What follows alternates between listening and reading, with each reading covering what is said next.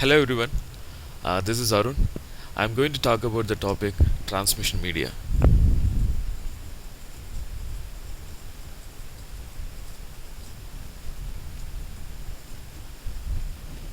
Okay, this topic comes under the course Computer Network subject, which is meant for final year Bachelor of Information Technology students.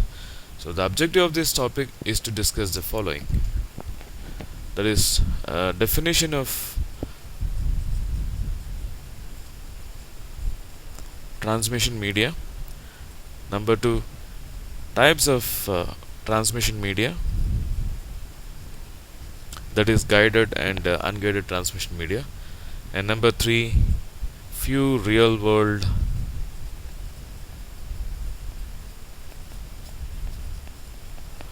examples where they are being used. Okay, so by the end of this lecture you will be able to understand transmission media and its types. Also, you should be able to choose the transmission medium for a network which you are trying to establish. So, what is transmission medium? So, transmission medium can be broadly defined as anything that carries information from a source to destination. For example, two friends having a dinner conversation. Here, the transmission medium is air, because air that carries conversation between two friends. I will also give another example. Let's say I want to come to KL. The only way for me is to use an aircraft. Here, the transmission medium is an aircraft, because the aircraft that carries me from here to Kuala Lumpur. Okay, so like that, in a computer network, if one computer wants to communicate with another computer, the transmission medium is usually free space, waves, or metallic cable. Okay, and I hope you understand the definition of transmission media. And if you have any questions, please raise your hands. Do you have any questions? Okay, well, now let us get into the types of transmission media. Usually, there are two types of transmission media.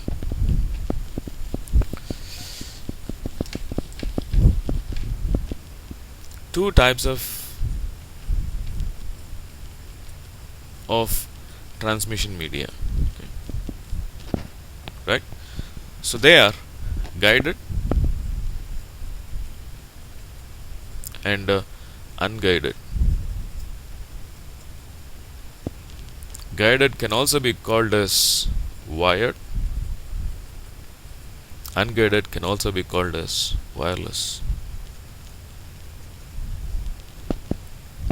Okay. So coming to guided transmission media. So what is guided transmission media? Okay, guided transmission media provides cable to transport data from one device to another. Okay, and this type of communication is also called wired communication. So there are three tables under guided transmission media. They are twisted pair, coaxial cable, and fiber optic.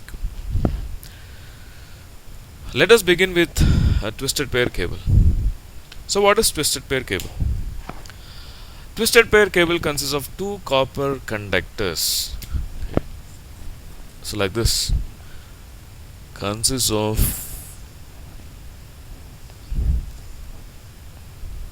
two copper conductors. So twisted together. Okay, twisted together. Each with its own plastic insulation.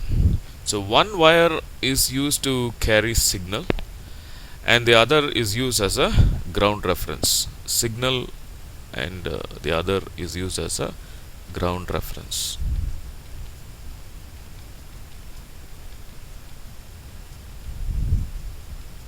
Okay. So as you can see, I got this twisted pair cable.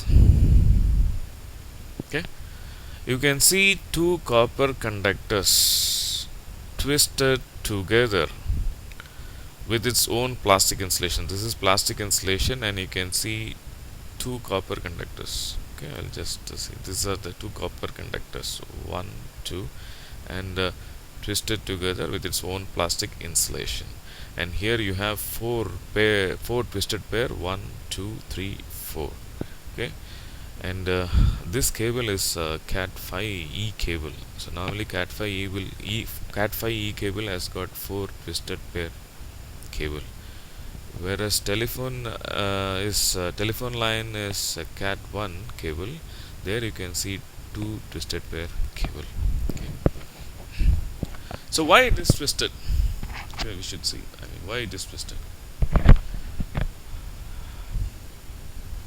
So it is twisted to avoid noise or crosstalk from interfering with signals. Okay. So in one twist, let's say there is a noise here. There is a noise. In one twist, one wire is closer to the noise and the other is further. So in the next twist, the reverse is true. So twisting makes it probable that both wires are equally affected by external influences and hence mathematically nullifies the influence. Okay. So if the number of twists increases, the quality of the cable will also increase. So more the twist, more the quality. Okay. So twisted pair cable is further classified into two.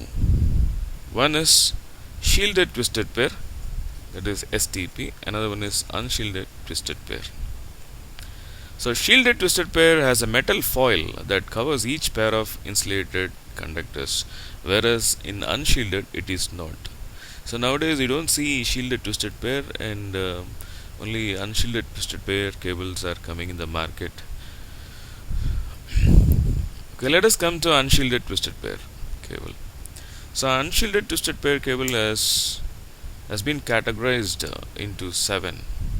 Okay, that is from category 1 to 7. So cat 1 is used for telephone lines and transmits the data at the rate of 0.1 Mbps. Cat 3 transmits the data at the rate of 10 Mbps. 4 20 Mbps.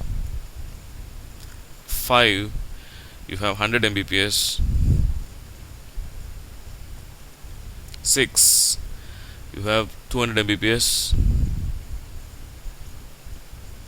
and 7 it transmits the data at the rate of 600 Mbps.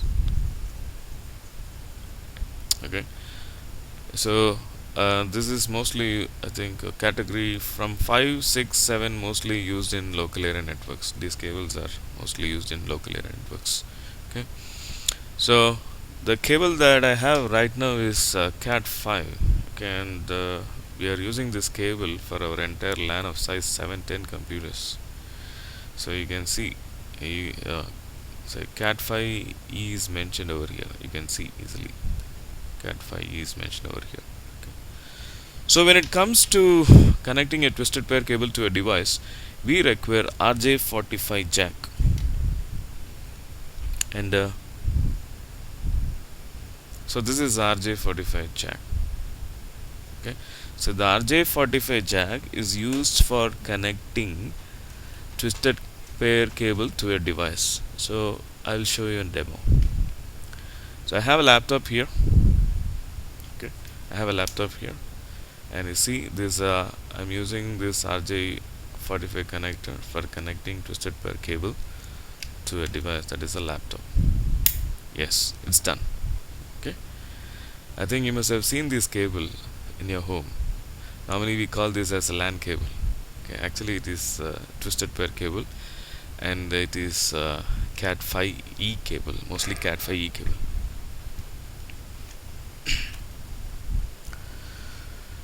So coming to some real world examples of twisted pair, the telephone cables that you are seeing at home is a twisted pair cable, mostly of category 1.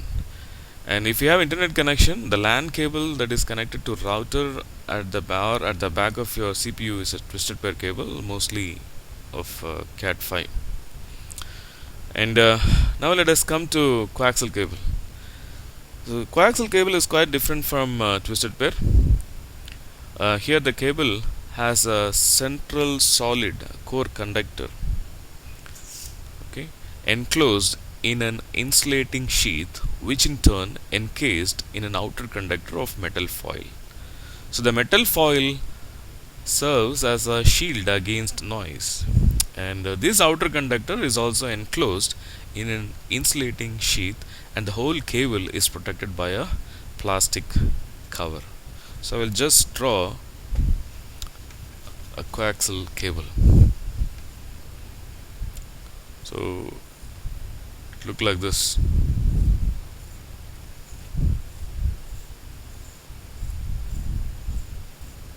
Okay. And this is a solid core conductor. This is the solid core conductor. Is enclosed in an insulating sheath. We call it as insulator. Okay, insulator. Okay, and this insulator, which in turn encased in an outer conductor. Okay, in an outer conductor. Okay, and the outer conductor of metal foil. Okay, the metal foil serves as a shield against noise. So this outer conductor is also enclosed in an insulating sheath. So this is the outer conductor, and it has got a metal foil. This metal foil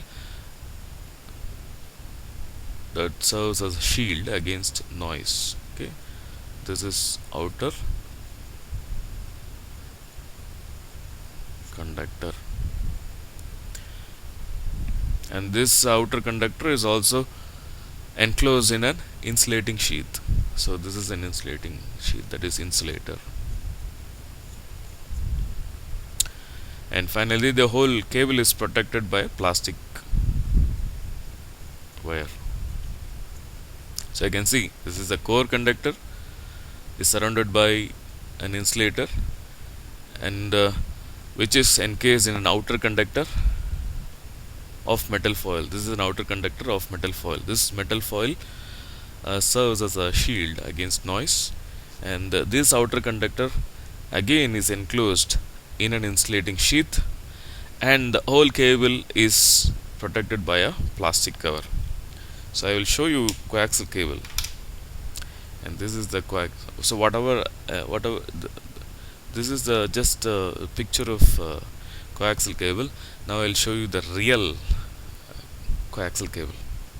So this is a core solid conductor. You can see the core solid conductor, and the solid conductor is surrounded by an insulator, which is encased in an outer conductor of metal foil, and finally you can see that the whole cable is protected by a plastic cover.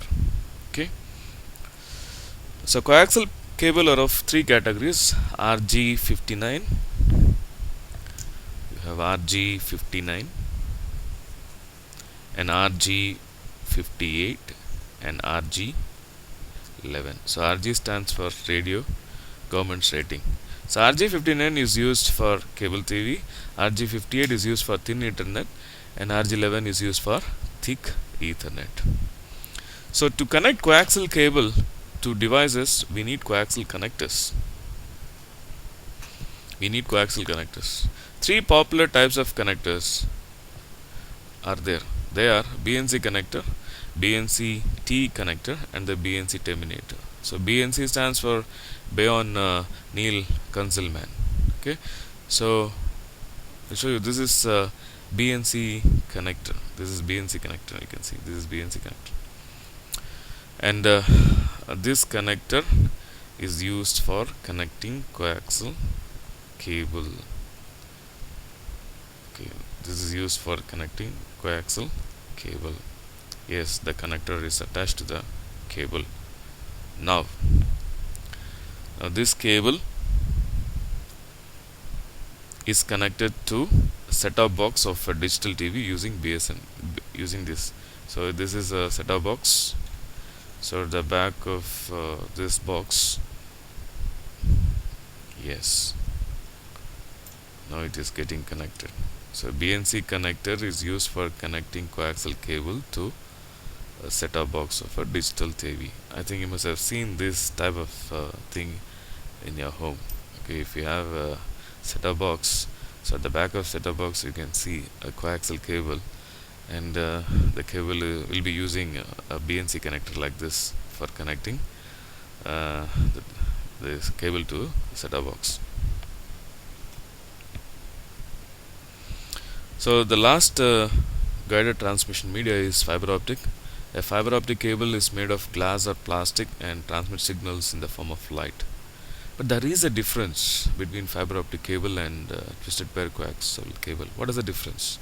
So actually, twisted pair cable and coaxial cable transmits signal in the form of electric current, whereas fiber optic cable transmits signal in the form of light. And here, the straight tip ST connector is used for connecting cable to networking devices, and SC connector is used for cable TV connections. So coming to real world examples of fiber optic, fiber optic cable is often found in backbone networks and can transfer data at the rate of 1600 Gbps. And some cable TV companies use a combination of optical fiber and coaxial cable, thus creating a hybrid network. Optical fiber provides the backbone structure, while coaxial cable twisted pair provides the connection to the user premises. So far we have seen three cables. Now we will compare fiber optic with twisted pair and coaxial.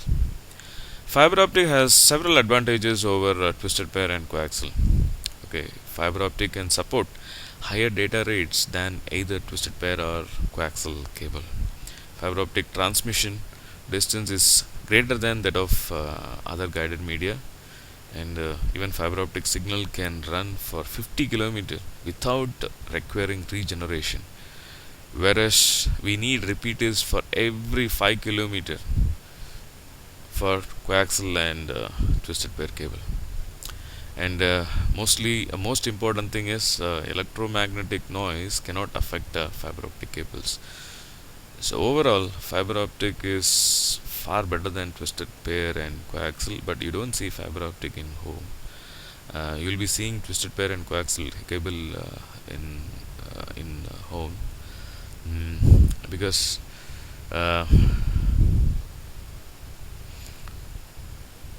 it is normally this is a backbone. Fiber optic cable is a backbone cable, and whereas twisted and coaxial, normally the subscribers will be using that. There are some disadvantages in the use of optical fiber. They are like fiber optic cable installation and maintenance require expertise that is not yet available everywhere, and the cable and the interfaces are relatively more expensive than those of other guided media. So now let us come to unguided media. Unguided media are those that uses electromagnetic waves for transmitting data. So this type of communication is also called as wireless communication. So unguided media are of three types. One is radio wave, number two microwave, and number three infrared.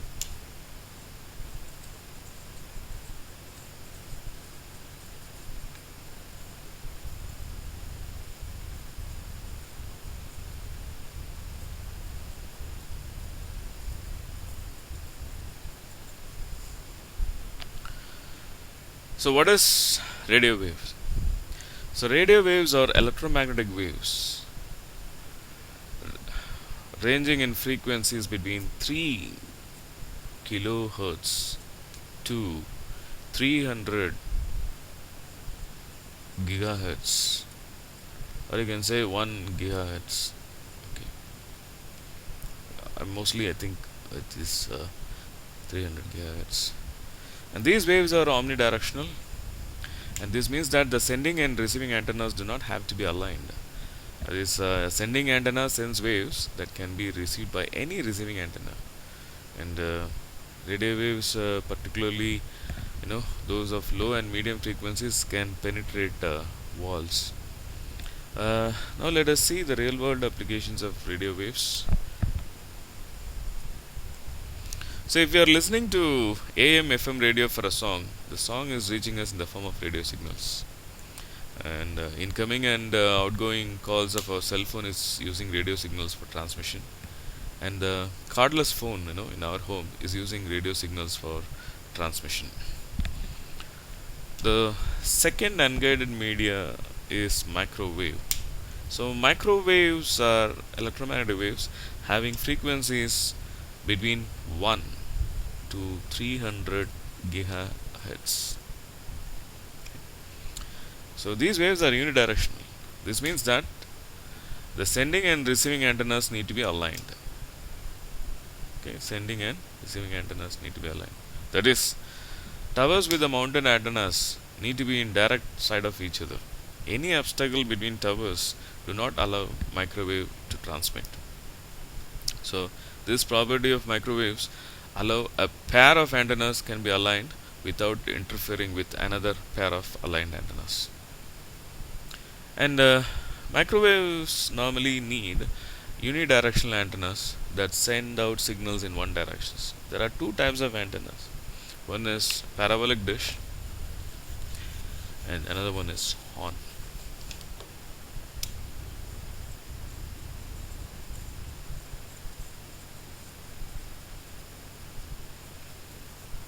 Another one is horn.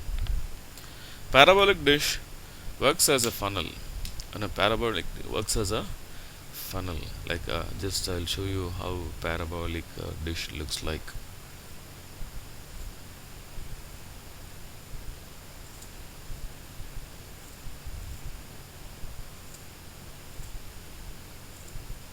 This is focus.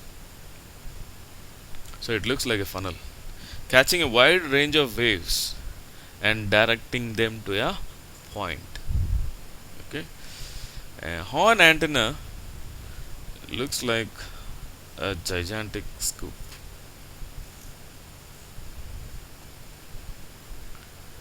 Received transmissions are collected by the scooped shape of the horn in a manner similar to the parabolic dish and are deflected down into the stem. So these microwaves are used by satellite networks and wireless LAN. The last unguided transmission media is infrared.